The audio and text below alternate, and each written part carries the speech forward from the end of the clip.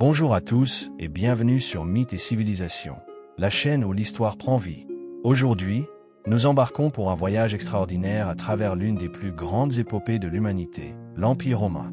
Imaginez une petite ville, nichée sur les rives d'un fleuve modeste, qui devient le cœur d'un empire s'étendant de l'Écosse aux sables du Sahara, des côtes de l'Atlantique aux rives de l'Euphrate.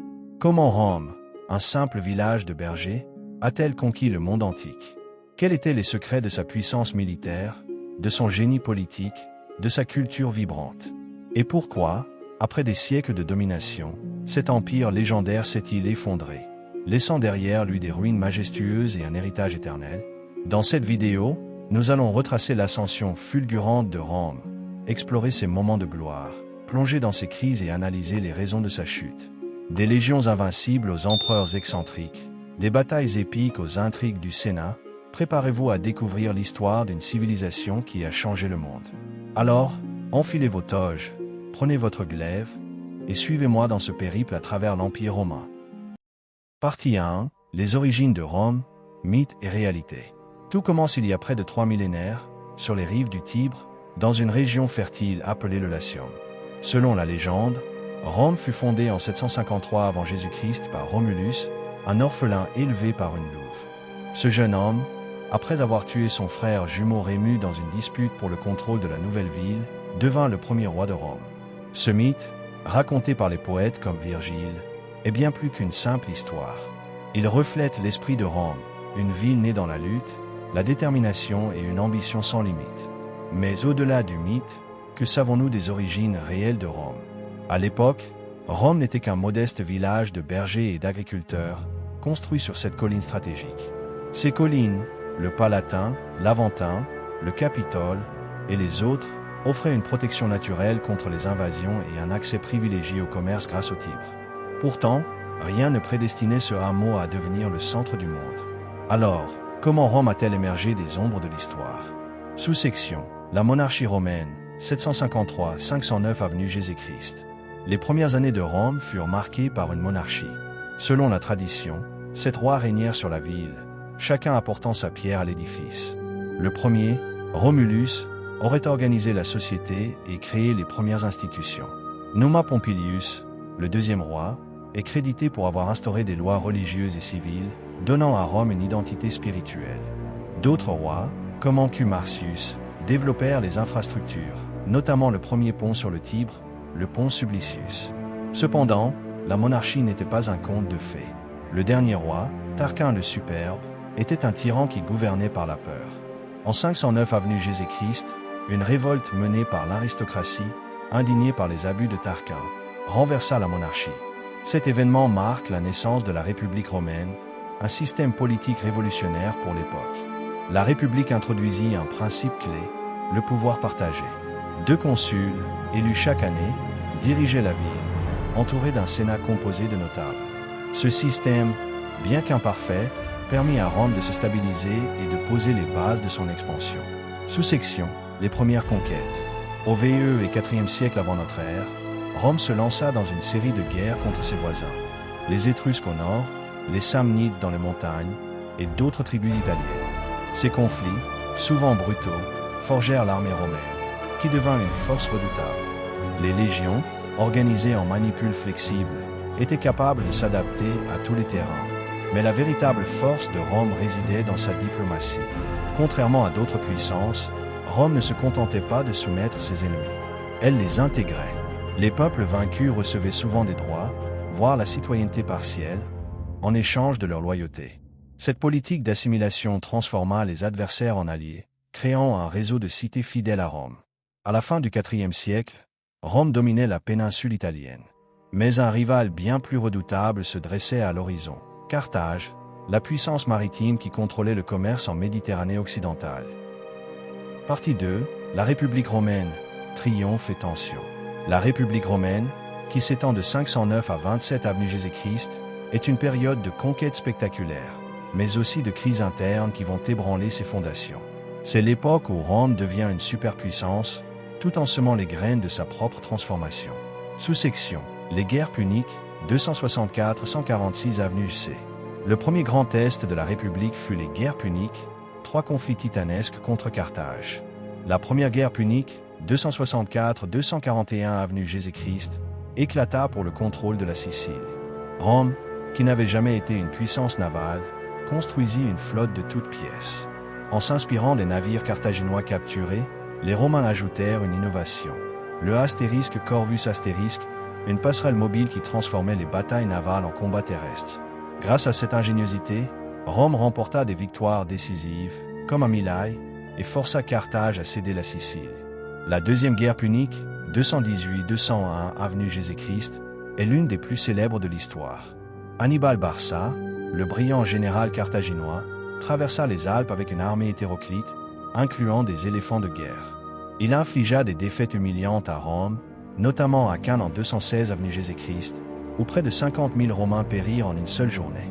Pourtant, Hannibal ne parvint jamais à prendre Rome elle-même. Pourquoi? Parce que Rome, même au bord du gouffre, refusait de capituler. Le général romain Scipion l'Africain renversa la situation. Emportant la guerre en Afrique, il força Hannibal à rentrer défendre Carthage. En 202 avenue Jésus-Christ, à la bataille de Zama, Scipion écrasa Hannibal, mettant fin à la guerre. La troisième guerre punique, 149-146 avenue Jésus-Christ, fut presque une formalité. Carthage, affaiblie, fut assiégée et détruite. La ville fut rasée, et, selon la légende, ses terres furent semées de sel pour symboliser sa destruction totale.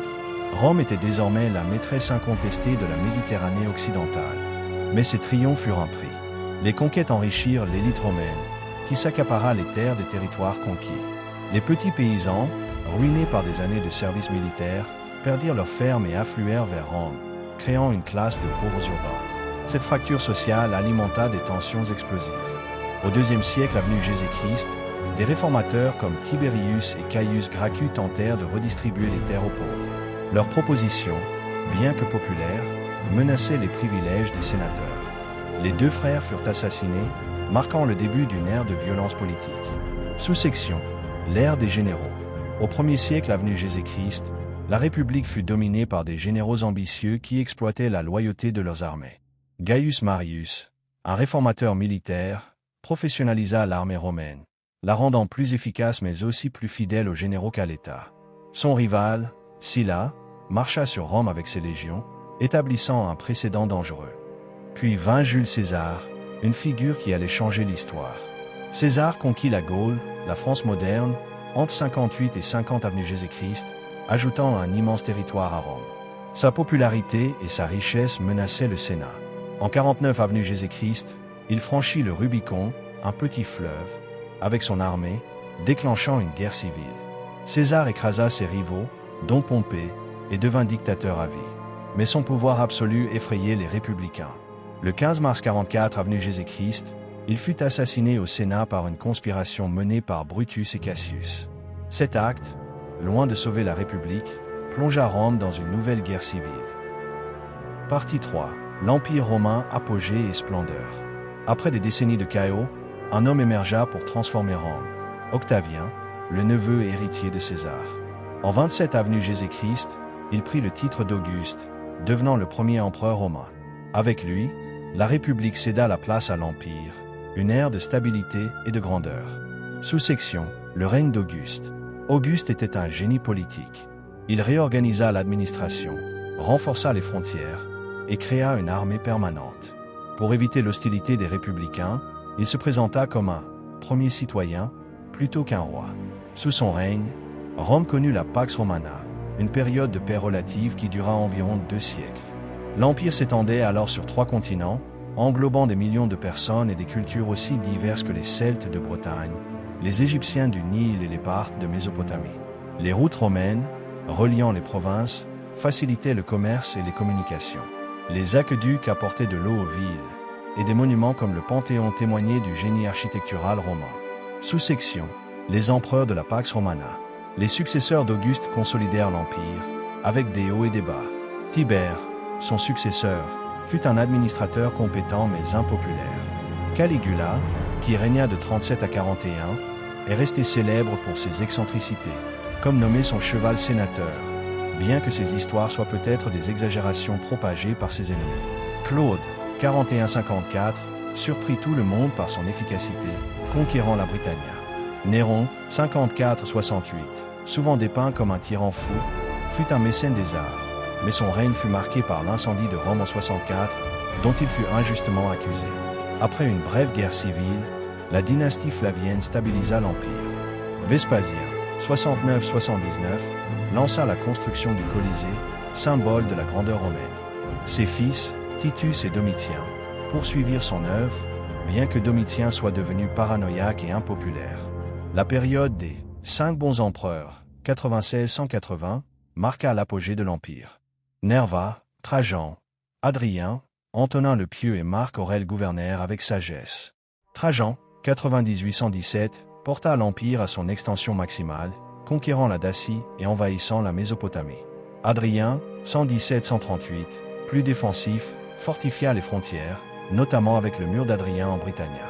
Marc Aurèle, 161-180, le philosophe empereur, combina gouvernance et réflexion stoïcienne. Mais son règne fut troublé par des invasions et une peste dévastatrice. Sous-section, la vie dans l'Empire. La société romaine était complexe et hiérarchisée. Les patriciens, l'élite, vivaient dans des villas luxueuses. Les plébéiens, souvent artisans ou commerçants, formaient la classe moyenne. Les esclaves, omniprésents, travaillaient dans les champs, les mines ou les maisons. Les affranchis, anciens esclaves libérés, pouvaient parfois s'élever socialement. Les villes romaines étaient des chefs d'œuvre d'urbanisme. Prenons Pompéi, des rues pavées, des thermes, des théâtres, et même des fast-foods antiques appelés Thermopolia. Le Colisée accueillait des combats de gladiateurs, des chasses sauvages et même des batailles navales reconstituées. La religion romaine, polythéiste, intégrait des cultes locaux, mais le 1er siècle vit l'essor du christianisme. Persécutés sous Néron et Domitien, les chrétiens gagnèrent en influence, posant les bases d'une transformation spirituelle majeure. Partie 4. La chute de l'Empire, un déclin inéluctable. À partir du IIIe siècle, l'Empire romain commença à vaciller. La chute de Rome ne fut pas un événement soudain, mais un lent effondrement, comme un colosse rongé de l'intérieur et attaqué de l'extérieur. Sous-section, la crise du IIIe siècle. Le IIIe siècle fut une période de chaos. L'Empire fut secoué par des invasions barbares, des guerres civiles et une crise économique sans précédent. Les empereurs, souvent des généraux proclamés par leurs troupes, se succédaient à un rythme effréné, parfois assassinés après quelques mois. Entre 235 et 284, on compte plus de 25 empereurs, un record d'instabilité. L'économie s'effondra sous le poids de l'inflation. La monnaie romaine, autrefois stable, fut dévaluée, provoquant une hausse des prix. Les invasions des Goths à l'est et des Francs à l'ouest mirent l'armée à rude épreuve. Pendant un temps, l'Empire se fractura. La Gaule forma un empire des Gaules, éphémère, tandis que Palmyre, en Syrie, se déclara indépendante sous la reine Zénobie. L'empereur Aurélien, 270-275, parvint à réunifier l'Empire, mais le répit fut de courte durée. Dioclétien, 284-305, tenta des réformes audacieuses. Il divisa l'Empire en 4 régions, la tétrarchie, pour mieux le gérer. Il réorganisa l'administration et stabilisa la monnaie. Mais ces réformes augmentèrent la bureaucratie et les taxes, alourdissant le fardeau des citoyens. Constantin, 306-337, poursuivit ses efforts. Il fonda Constantinople, une nouvelle capitale stratégique, et légalisa le christianisme avec l'édit de Milan en 313. Sous Théodose, à la fin du IVe siècle, le christianisme devint la religion d'État, marquant la fin du paganisme traditionnel. Impression extérieure, les invasions barbares s'intensifièrent. En 378, les Goths écrasèrent l'armée romaine à Andrinople, un désastre militaire. En 410, le chef wisigoth Alaric saccagea Rome, un choc psychologique pour l'Empire. Les Vandales et les Huns, menés par Attila, ajoutèrent à la pression. 2 divisions internes. En 395, l'Empire fut divisé en 2 parties. L'Empire d'Occident, basé à Rome, et l'Empire d'Orient, à Constantinople. L'Orient, plus riche et urbanisé, prospéra, tandis que l'Occident s'affaiblit. Les rivalités entre les 2 empires empêchèrent une défense coordonnée. 3 crises économiques, la dépendance aux esclaves freina l'innovation technologique. Les guerres incessantes et les taxes écrasantes épuisèrent les ressources. Les grandes villes, comme Rome, perdirent de leur éclat. 4 déclins militaires. L'armée romaine, autrefois invincible, devint moins disciplinée. Les Romains s'appuyèrent de plus en plus sur des mercenaires barbares, qui n'avaient pas toujours la loyauté des légionnaires d'antan. En 476, le dernier empereur d'Occident, Romulus Augustule, fut renversé par Rodocre, un chef barbare. Cette date marque symboliquement la fin de l'Empire romain d'Occident. L'Empire d'Orient, ou Empire byzantin, survécut encore un millénaire. Partie 5. L'héritage de Rome. L'Empire romain a disparu, mais son ombre plane toujours sur notre monde. Le droit romain, codifié sous Justinien au VIe siècle, est la base de nombreux systèmes juridiques modernes. Les langues latines, français, espagnol, italien, portugais descendent directement du latin. Les routes romaines, construites pour durer, sont encore utilisées dans certaines régions. L'architecture romaine a inspiré des générations. Le dôme du Panthéon, les arches des aqueducs, les colonnes des basiliques. Ces innovations se retrouvent dans les cathédrales médiévales et les bâtiments modernes. Le christianisme, devenu religion d'État sous Théodose, a façonné la culture occidentale, de l'art à la morale. Même nos institutions politiques doivent beaucoup à Rome. Le mot « Sénat » vient directement de Rome, et les concepts de citoyenneté et de république ont influencé les démocraties modernes.